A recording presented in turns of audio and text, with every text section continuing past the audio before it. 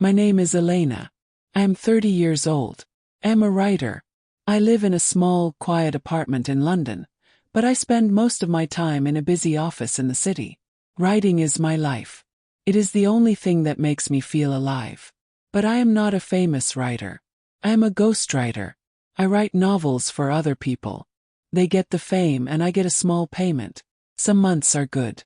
When I finish a big book, I feel successful for a short time. I buy good food. I buy fresh fruit, steak, and expensive coffee. I pay my bills on time and sleep well at night.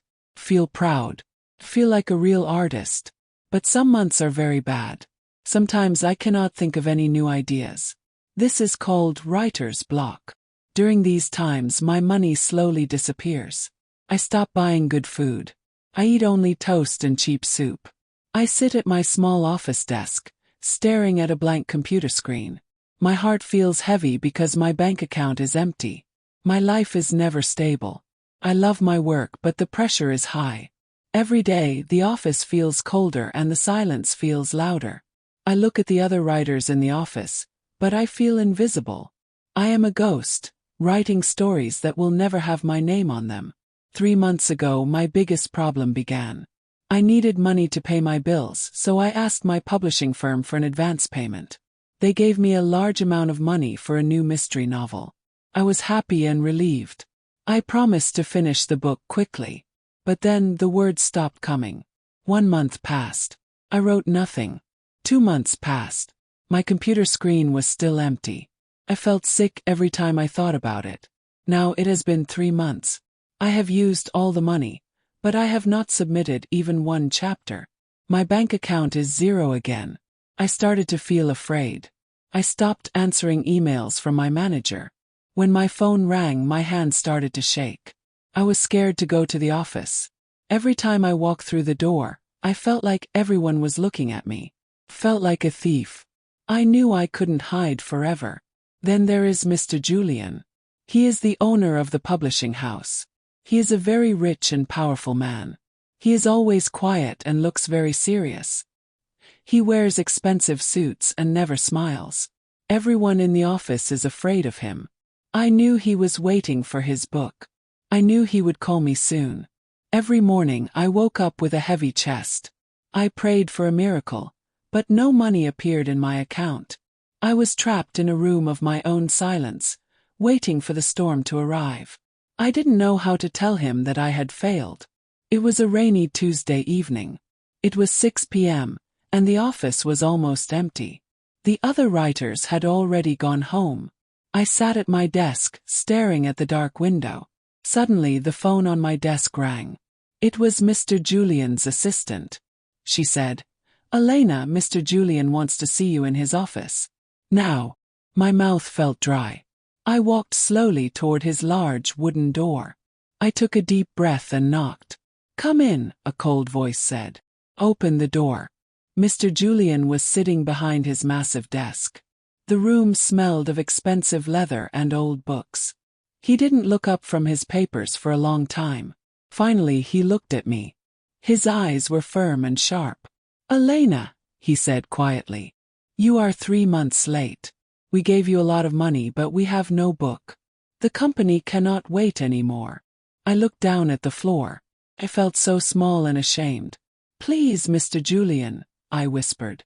"Just give me 2 more weeks. I am working hard, I promise." He didn't shout. He stood up and walked toward me.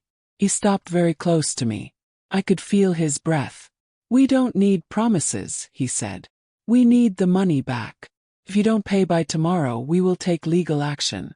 You will lose your job and your reputation." I started to cry silently. I had no money to give back. Then Mr. Julian stepped even closer. He looked at me not like a boss, but in a way that made me feel strange. He touched my arm softly. "Maybe," he whispered, "there is another way to fix this debt." In that moment I felt a deep confusion. I was scared, lonely, and desperate to save my career. I looked into Mr. Julian's eyes. He wasn't looking at my notes or my blank pages. He was looking at me like a man who wanted something more than a book. My heart was beating so fast I could hear it in my ears. A small voice inside my head said, "Stop, Elena. This is wrong." But I was too weak to listen. I wanted to feel safe. I wanted someone to tell me that everything would be okay and that I wouldn't lose my home. I did not move away.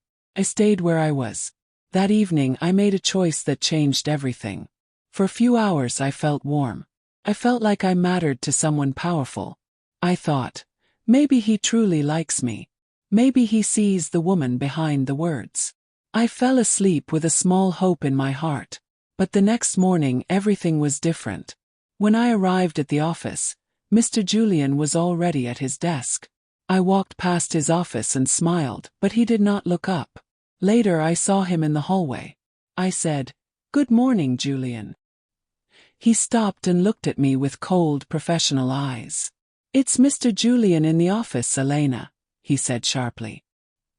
He looked at me as if nothing had happened.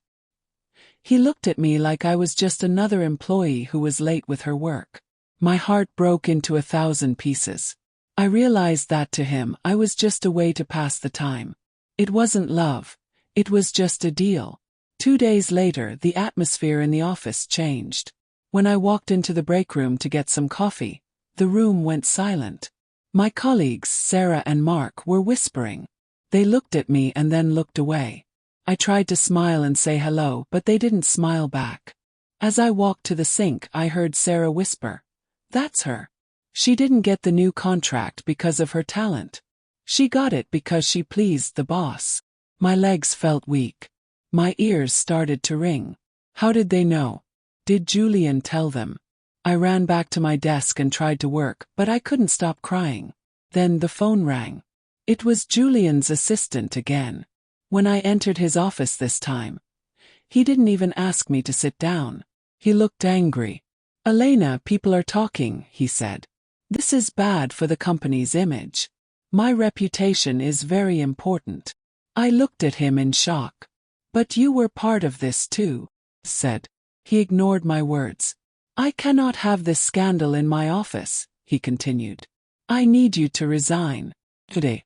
I will forget about the debt for now, but you must leave immediately." He was making me the victim to save himself. He was using his power to throw me away like a piece of trash. I didn't argue. I packed my small box of books and my laptop.